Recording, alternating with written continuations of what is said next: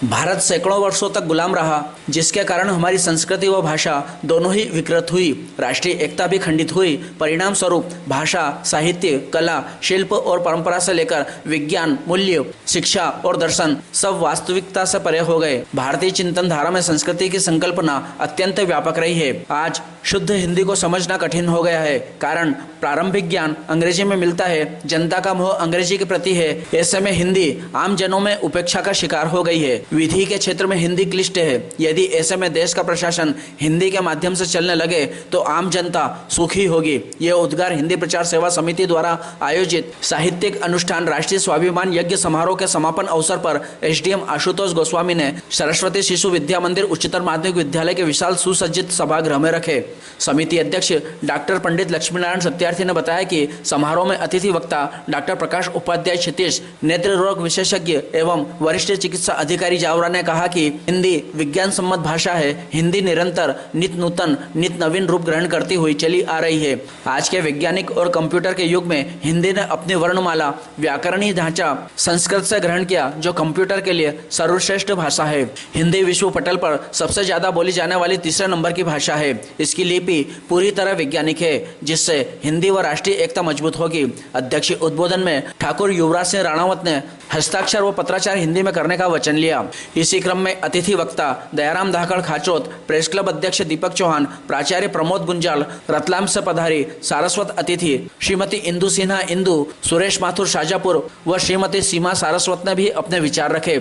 राष्ट्रीय स्वाभिमान यज्ञ प्रातःकालीन वेला में 7 बजे से स्वस्ति यज्ञ अग्निहोत्र देव पूजा से हुआ। समिति संरक्षक हनुमान सिंह शेखावत द्वारा समिति ध्वज को अतिथियों द्वारा सदन में रोपित करवा समारोह को गति प्रदान की। ध्वज वंदना की सरस प्रस्तुति सुंदरलाल उपाध्याय कोकिल ने दी। सरस्वती वंदना कक्षा 12वीं विज्ञान की छात्रा रवीना पवार व कोमल परिहार ने की। स्वागत गीत की प्रस्तुति सुंदरलाल जोशी सूरज ने की। समारोह में 35 छात्रों को पुरस्कृत किया गया। विद्या विनोद की परीक्षा में संजना पोरवाल, विद्या में सुश्री पद्मा गोथरवाल व विद्या विशारद में मुकुंद मेहता के प्रथम स्थान आने पर विशेष पुरस्कार से सम्मानित किया गया। समारोह में doctor Ajay वाक्तरिया, Ganesh conquer खाचोत, Chandra Singh Chundawat Ratlam, Amit Pavecha, UN Khan Jaora, Om Prakash Tiwari लाला पुलिस अधिकारी का विशेष सम्मान स्मृति चिन्ह भेंट कर किया गया। स्वागत हनुमान सिंह शेखावत, राजेंद्र काठेड़, प्रभु चौधरी महितपुर, कैलाश खनार, सुंदरलाल उपाध्याय, रामचंद्र पांचाल, सुरेश उपाध्याय, विश्वबंध शर्मा, सुंदरलाल जोशी, रमेश जैन मुनीम जी आदि ने किया।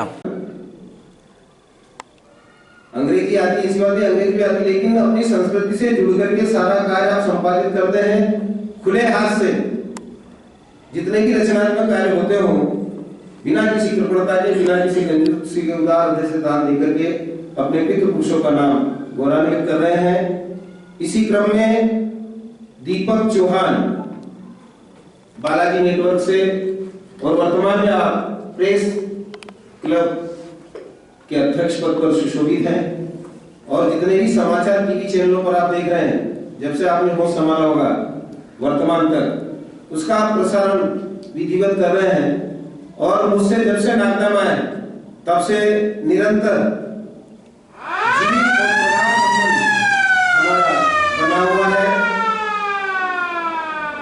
अतिथि वक्ता के रूप में हमारे बीच डॉक्टर प्रकाश उपाध्याय, जो क्षितिज नाम से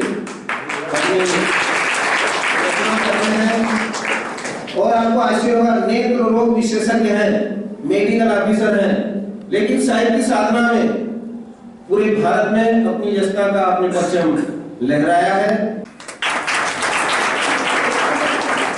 श्री सुंदरलाल जोशी साहब, खनार साहब आप आए, चुंटावत जो रतलाम से आए, आप हमारे नीरज सोनी सर,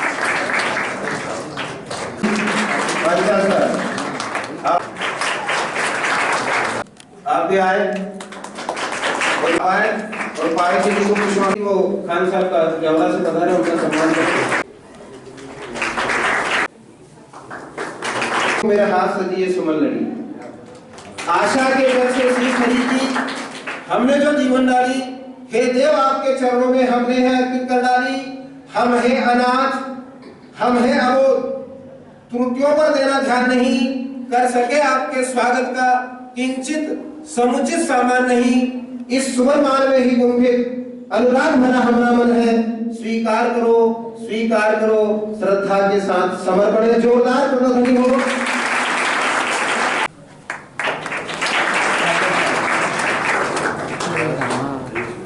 डॉक्टर साहब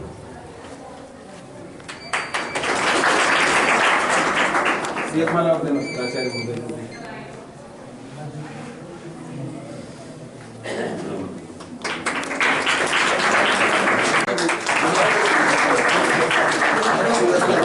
श्रीमान का स्वागतम, श्रीमान का स्वागतम, श्रीमान का मार्गदर्शक आप हैं, मार्गदर्शक आप हैं, मौका है सम्मान का, के लाडले हैं आप, जन जन के लाडले हैं आप, मन है सागर आपका, जन जन के लाडले। स्वराज का पहला दाना देने वाले स्वामी दयानंद सरस्वती और 1857 की जो क्रांति हुई थी, उस क्रांति के मूल आधार 80% जो सेनानी थे, युद्ध करने वाले थे, वो सारे के सारे स्वामी दयानंद के प्रणेता आर्य समाजी लोग थे। और उन्हीं के बदौलत इंदिरा गांधी प्रधानमंत्री बनी और जो मातृशक्ति आज पढ़ाई कर रही है, ये स्वामी दयानंद को निष्कासित रह जाता है।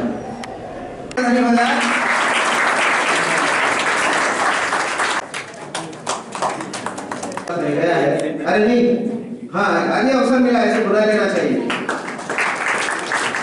और आप बिना किसी प्रचार सेवा समिति द्वारा आयोजित आज के इस गरिमामय कार्यक्रम में मंच को सुशोभित कर रहे परम आदरणीय सभापति महोदय, विद्यालय के प्राचार्य महोदय, नारी शक्ति की प्रतीक दो हमारी भगिनियां, क्षेत्र के अनुविभागीय अधिकारी महोदय, मेरे साथ मेरे संक्षिप्त निवेदन में पधारे श्री पामेचा जी, श्री खान साहब, और कार्यक्रम का बहुत ही सुवर्ण संचालन कर रहे हैं आदरणीय श्री सत्यार्थी जी, जिनके विनम्र आदेश ही कहूंगा मैं तो, उनके आदेश पर मैं यहाँ आया। बहुत ही अच्छा सुंदर गीत जिन्होंने सुनाया आदरणीय श्री सुंदरलाल जी। जोड़ने की भाषा, तो हम क्यों ना अपनी मातृभाषा का सम्मान करें।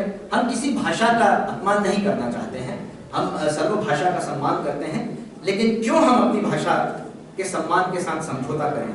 हम सब संकल्पित हैं, हम सब प्रतिबद्ध हैं, और ये इस तरह के राष्ट्रीय स्वाभिमान यज्ञ और हिंदी प्रचार सेवा समिति द्वारा आयोजित इस तरह के जो कार्यक्रम है, ये निश्चित रूप से हिंदी को और भी विस्तार देने में, और भी हिंदी को पहचान देने में, और भी हिंदी को अपना स्थान देने में इस तरह के कार्यक्रम सक्षम है। मैं पुराने स्वाधीनता आंदोलन में भी ले जाना चाहूंगा कि सुभाष चंद्र बोस ने कहा कि हिंदी एकता की भाषा है। उन्होंने कहा था कि प्रांतीय ईर्ष्या द्वेष को दूर करने में जितनी सहायता हिंदी भाषा के प्रचार से मिलेगी, उतनी किसी दूसरी भाषा से नहीं मिलेगी। अतः हिंदी एकता की भाषा है, संवाद की भाषा है, संपर्क की भाषा है, समर्पण की भाषा है हिंदी। आज के संदर्भ में यह कथन अक्षरशः प्रासंगिक हो रहा है एवं समयानुकूल है।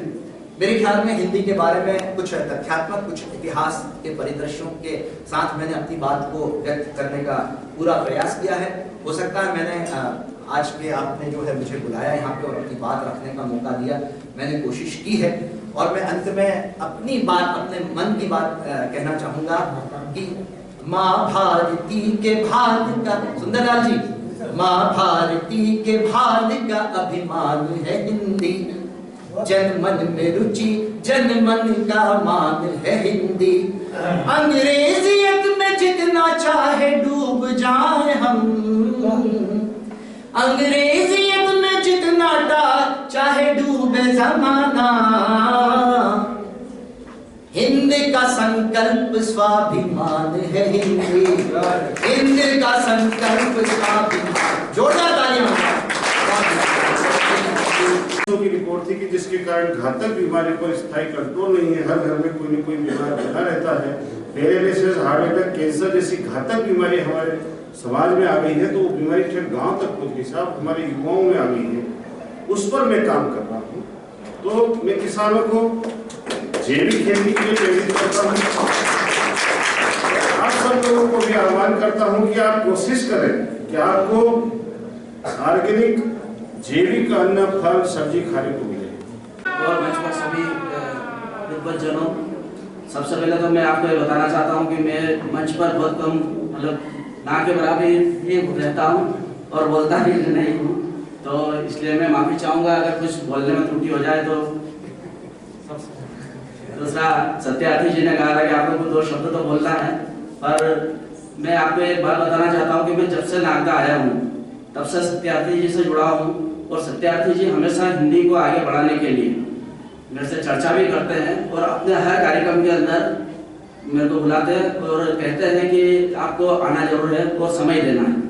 तो मैंने उनको कितनी बार बताया कि सर एक काम करा कीजिए, कम अतिथि बुलाया करो, 2 या 4 रहा करा, तो इससे क्या है कि हमारा भी समय बचे, क्योंकि फोन पे फोन अभी मेरे को आ रहा है, SDM साहब को भी आ रहे हैं, और पर डॉक्टर साहब बोल रहे हैं सत्यार्थी जी कि देखो दीपक भैया, इसके अंदर चाहे 2 लोग आए या 4 लोग आए, लेकिन मेरी जो भावना है हिंदी को बढ़ाने के लिए, मेरे को जितने लोगों को बुलाना मैं उनको बुलाऊंगा, चाहे मंच पे तो पूरा मंच पूरा सुसज्जित करूंगा, चाहे श्रोता चाहे 2 हो या 4, तो इसलिए उनके लिए बहुत बहुत ताली। दूसरा, हिंदी के लिए सब बातें करते हैं, मैं भी इतने वर्षों से सुन रहा हूँ कि सब बातें करते गई है, लेकिन मेरे घर पे भी यही है कि बच्चा अगर इंग्लिश में पढ़ेगा या इंग्लिश में बोलेगा तो मैं उसको मेरा स्टेटस मानूंगा। ये शायद सभी की भावना रहती है कि यार इंग्लिश में बोल रहा, और अगर हिंदी में अगर कोई बच्चे ने अगर श्लोक भी बोल दिया, वो कितने मेहनत से पढ़कर अगर बोल रहा है तो भी माता पिता ही उन्हें प्रोत्साहित नहीं करते। तो बाहर हम इसको किस प्रकार से करेंगे, तो मेरा यही निवेदन है कि माता पिता हिंदी और संस्कृत जैसा अपने घर की भाषा है, जिसे मातृभाषा कहते हैं, माँ से जो बच्चा सीखता है, सबसे पहली बात, अगर बच्चा पहली बार जो भाषा बोलता है वही मातृभाषा होती है, और वो बच्चा हिंदी में बोलता है, तो बच्चे को हिंदी से ही जोड़े रखें। इंग्लिश भी पढ़ाना चाहिए, सब कुछ करना चाहिए, लेकिन बच्चों में ऐसे गिल्टी महसूस नहीं हो कि अरे वो इंग्लिश मीडियम में पढ़ता है, मैं हिंदी में हूँ, या हमारे जो घर में नहीं पढ़ाया जा रहा। तो बच्चों को ये कहो कि जो हिंदी भाषा है उससे हम बहुत आगे बढ़ सकते हैं। अभी अपने यहाँ पर भी बड़े बड़े विद्वान हुए हैं जिन्होंने इंग्लिश भाषा का ज्ञान कम रहा होगा, लेकिन उन्होंने हिंदी भाषा में भी देश विदेश में अपना नाम किया है। और बच्चों से मैं यही निवेदन करूंगा कि आप हमेशा ये मत सोचिए कि ये कॉन्वेंट स्कूल का है, या अपने भाई बहन अपन जैसे इंदौर जाते हैं या कहीं भी बाहर जाते हैं, तो वहाँ सबसे पहले यही भावना आती है कि कौन से मीडियम में पढ़ते हैं। अगर आपने कहते हैं सरस्वती स्कूल में, तो व्यक्ति एकदम अच्छा हिंदी मीडियम, पर आप उनको बताइए कि हमारा ज्ञान कितना है। हमारे पास इंग्लिश पढ़े, लेकिन पहले इंग्लिश से कुछ नहीं होता है। हिंदी भाषा का ज़्यादा से ज़्यादा उपयोग करें और बात करेंगे हिंदी में, आप हमारा हस्ताक्षर करेंगे। और चूंकि मैं पत्रकार हूँ तो मैं अधिकतर देखता हूँ कि बड़े बड़े जो इंग्लिश मीडियम में पढ़ते हैं बच्चे, या ऐसे भी व्यक्ति देखे हैं जो अच्छे पद पर हैं, लेकिन उनसे अगर हिंदी में अगर कोई कहते थे कि एक लेटर हम हमारे यहाँ प्रेषण पहुँचा दीजिए, तो उसके अंदर है ना ड के नीचे भी एक बिंदी लगती है जिसकी जो जरूरत नहीं रहती है। और आशीर्वाद को भी ऐसा, मेरे पास जो एक लेटर आया था, नाम नहीं बताऊंगा, तो आशीर्वाद को आशीर्वाद लिख के पूछाया था। तो अब इतने बड़े व्यक्ति होकर अगर मैंने इस प्रकार की जो गलतियां हैं, आपने देखा होगा कि अपन कहीं भी जाते तो ढाबा लिखा रहता है। सत्यार्थी जी बताएंगे ढाबा में ढ के नीचे बिंदी लगाने का औचित्य क्या है, पर वो आजकल है। तो इस प्रकार से अगर हम हिंदी को संपूर्ण रूप से अगर हिंदी को हम लिखेंगे और पढ़ेंगे, तो मैं नहीं चाहता कि हमें इंग्लिश की जरूरत पड़ेगी। चाहे आप इस देश में कहीं भी घूमे या आप विदेश भी जाएंगे, तो आपका महत्व वही रहेगा जो अंग्रेजी पढ़ने वाले का रहेगा, क्योंकि अंग्रेजी और हिंदी में वो मिक्स हो जाता है, उसको संपट नहीं पड़ती कि मैं आगे क्या करूंगा। लेकिन अगर वो व्यक्ति हिंदी भाषा में रहेगा तो उसको यह रहेगा कि मेरे को कुछ भी करना है, कुछ भी बोलना है, कैसा भी बर्ताव करना है, हिंदी में ही करना है। तो उससे जो भाषाएं हैं, चाहे वो जर्मन हो, फ्रेंच हो, हमारे देश में ही इतनी सारी भाषाएं, हमारा जो 8th शेड्यूल है उसमें 22 भाषाएं हैं, उसका भी हमको ज्ञान होना चाहिए। तमिल है, मलयालम है, गुजराती है, उन सबका ज्ञान होना चाहिए। हमको हमेशा प्रयास करना चाहिए जितनी भाषाएं हम सीख सकें उनको हमको ज़रूर सीखना है। लेकिन सर्वप्रथम हमारा जो हमारी मातृभाषा है हिंदी, और संस्कृत भाषा है उसमें बिल्कुल सच बात है कि सबसे जो वैज्ञानिक भाषा है वो संस्कृत भाषा है। हमारी संस्कृति जो पूरी है और सनातन धर्म की जो पूरी व्यवस्था है उसमें कहीं ना कहीं मूल में संस्कृत भाषा है और हिंदी है, उसका ज्ञान हमको होना ही चाहिए। और अन्य भाषाओं का भी हम लोग ज्ञान रखेंगे तो हम लोग अपने विचारों को उसका आदान प्रदान कर पाएंगे। अन्य भाषाओं में भी जो अच्छे अच्छे ग्रंथ हैं, अच्छी अच्छी जो चीज़ें हैं विज्ञान के संबंधी, जैसे अंग्रेजी का यदि मैं बात करूँ, कहीं ना कहीं जो यूनाइटेड किंगडम है, ब्रिटेन है, उसके द्वारा पूरा एक लीड किया गया और उसके बाद उनकी जो भाषा है अंग्रेजी भाषा वो अमेरिका हो और अन्य महाद्वीप हो सभी जगह फैली। और शुरुआत में क्योंकि हमारी स्थिति भी थोड़ी अलग थी, बीच में हम लोग पराधीन थे 200, 300, 500, 800 साल तक, वहाँ पे जिस प्रकार का विकास हुआ विज्ञान में हुआ वो काफ़ी ज़्यादा हुआ अंग्रेजी भाषा में। कहीं ना कहीं हम भी क्योंकि उनकी एक हम लोग भी उनके अधीन ही थे, उनके परतंत्र हम लोग थे, तो वही जो पुरानी परंपरा उसको हमने जारी रखा और कहीं ना कहीं वो उस टाइम पे ज़रूरी भी थी। लेकिन इसका मतलब ये नहीं कि हम जो पुरानी परंपरा है उसको ही जारी रखें। तो उस समय जब नेहरू जी के टाइम पे जो व्यवस्था रही होगी वो तात्कालिक रूप से उस टाइम पे ठीक थी, क्योंकि हमारे पास ज़्यादातर उस समय जो ब्यूरोक्रेट्स थे, जितने अधिकारी थे, वो कहीं ना कहीं पहले वो ब्रिटिश गवर्नमेंट के अंदर ही काम करते थे। बाद में जब आई ढांचा तो वही का वही रहा, तो उसको कंटिन्यू करने के लिए वो जरूरी था उस समय पे। लेकिन इसका मतलब ये नहीं कि हम उसको हमेशा के लिए अनवरत जारी रखें। जैसे मैं अपने सामने भी देख रहा हूँ, हम आज़ाद हैं, गुलाम नहीं, भारत कहो इंडिया नहीं, बहुत ही सुंदर बात कही गई। हमारा जो देश है उसका नाम भारत कहना ही सही है, क्योंकि इंडिया यदि हम जो कहते हैं वो भावना है उसमें नहीं आती, उसमें हमारी संस्कृति नहीं झलकती है। इंडिया जो एक कारण, एक जो नाम दिया गया कहीं ना कहीं वो बाहर के लोगों के द्वारा, विदेशियों के द्वारा हमको दिया गया, और उसके पीछे की जो मूल भावनाएं हैं, जो संस्कृति है, वो कहीं ना कहीं उसमें नहीं झलकती है। लेकिन अच्छा विषय, अच्छी बात यह भी है कि पिछले 20 वर्षों में या 25 वर्षों में काफ़ी इस संबंध में जागरूकता लोगों में आई है अपनी संस्कृति को लेकर विशेषकर, और सब कुछ ऐसा खराब नहीं है। लेकिन मैं लगता है मुझे खुद, जैसे 1992 का मेरा खुद का जन्म है और अभी जैसे 2022 में मैं देखता हूँ 30 साल का हो गया हूँ, पिछले 25 साल से मैंने भी देखा है बहुत चीज़ों में बदलाव आया है। कहीं ना कहीं हम भी अपने आप को, अपनी संस्कृति को लेकर गौरव महसूस होते हैं, लेकिन कहीं ना कहीं उस तरह से ना हो जाए, इसको अंग्रेजी में बोलते हैं ऑस्ट्रिच चेक, कि हम लोग अपने आप में आत्ममुक्त हो जाए कि हम ही सब कुछ जानते हैं। और हम लोग तो बार बार कहते हैं हमारा तो स्वर्णिम सोनी चिड़िया थी, ये थी, वो, मैं इसमें ज़्यादा बिलीव नहीं करता हूँ, ज़्यादा विश्वास नहीं है। मेरे को ये कहना है कि जहाँ से भी हमको जो चीज़ अच्छी मिल पाए, सकारात्मक चीज़ मिल पाए, उसको हमको लेने का प्रयास करना चाहिए। हमें अपनी संस्कृति पे, अपनी जो भाषा है, सब पे अपना गर्व करना है। हिंदी विद्या सदन दयानंद कॉलोनी नागदा जंक्शन अभिनंदन पत्र है। समिति की स्थापना हुई थी 1990 में। श्री आशुतोष जी गोस्वामी, अनुविभागीय अधिकारी नागदा। शब्द संयोजन यज्ञाचार्य, ज्योतिषाचार्य, कवि रत्न, अंतरराष्ट्रीय साहित्य शिरोमणि, हिंदी भाषा भूषण डॉक्टर लक्ष्मी नारायण जी सत्यार्थी।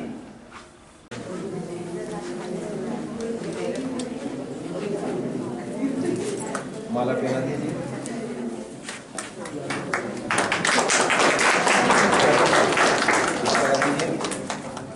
अपने यहाँ से श्रीफल आप आइए, आइए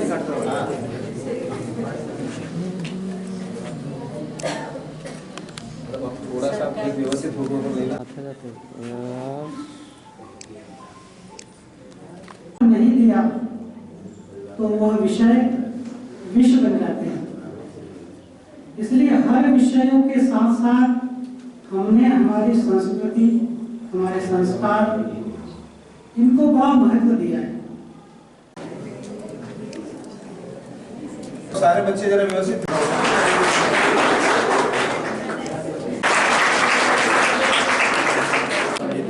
कार्यालय हिंदी विद्या सदन दयानंद कॉलोनी नागदा जंक्शन।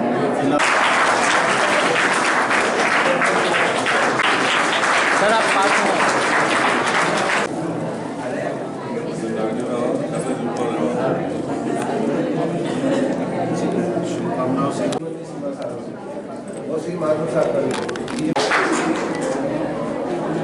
इनको श्रीफल और कलम दो ना, श्रीफल और कलम भी दीजिए। स्मृति चिन्ह दीजिए इनका, एक माथुर साहब को भी स्मृति चिन्ह कलम।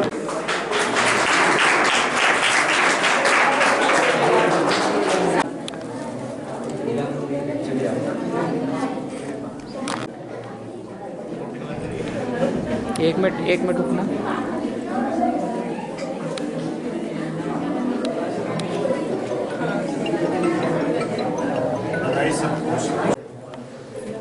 तुलसी सोनी सभी को है वो बची हुई नमिता चौहान, लीजिए।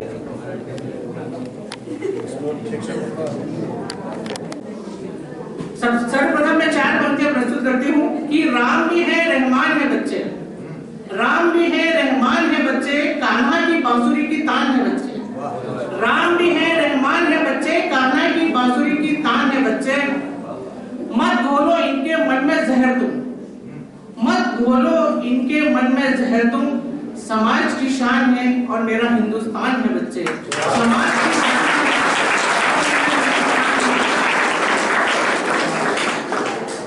अब मैं जो कविता आपके समक्ष प्रस्तुत करने जा रही हूँ, मैं सर्वप्रथम अपने बच्चों से ये कहना चाहूंगी कि वर्तमान में सोशल मीडिया पे ट्रेंड चल रहा है।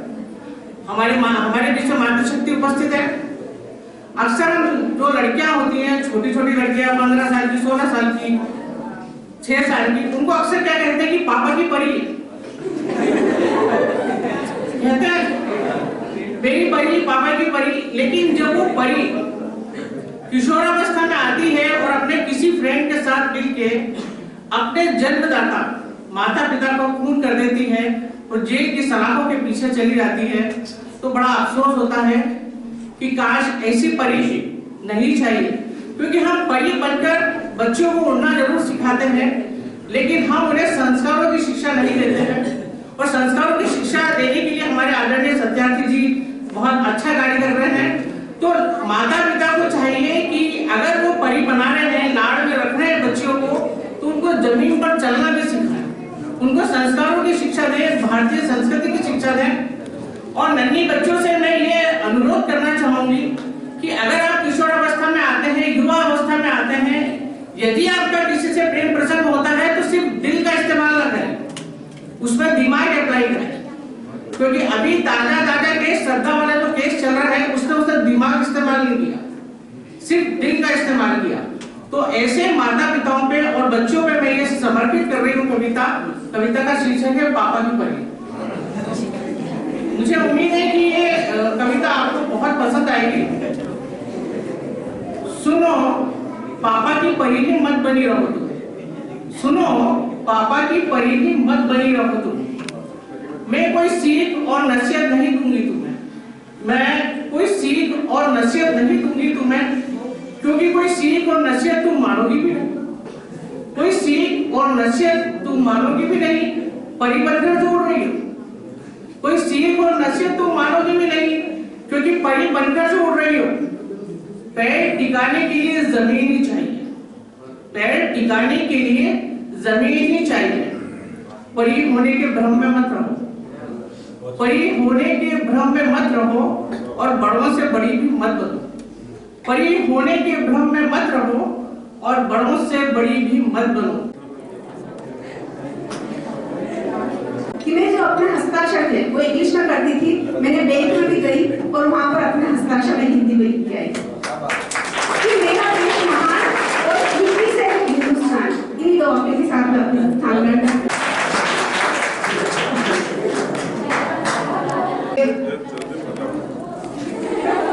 श्री दीपक चौहान बालाजी, शाल उड़ाइए, दीपक को शाल उड़ाइए।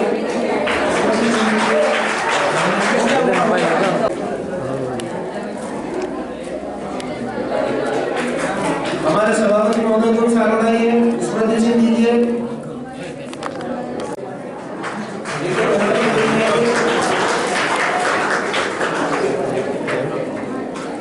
ठाकर साहब को भी शाल उड़ाइए, स्मृति चिन्ह और कलम दीजिए।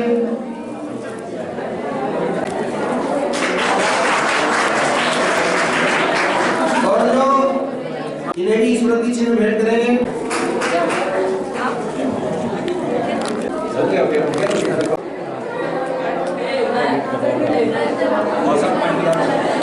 नल्ला हेड साहब भी आ जाए।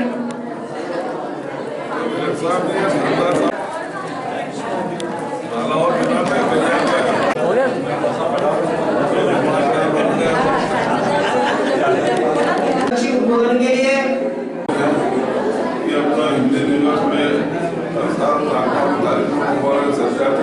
किया जाता है, ये बड़ा गौरव का दिन है और हमारे लिए भी खुशी का दिन है कि हमारे नायका में कम से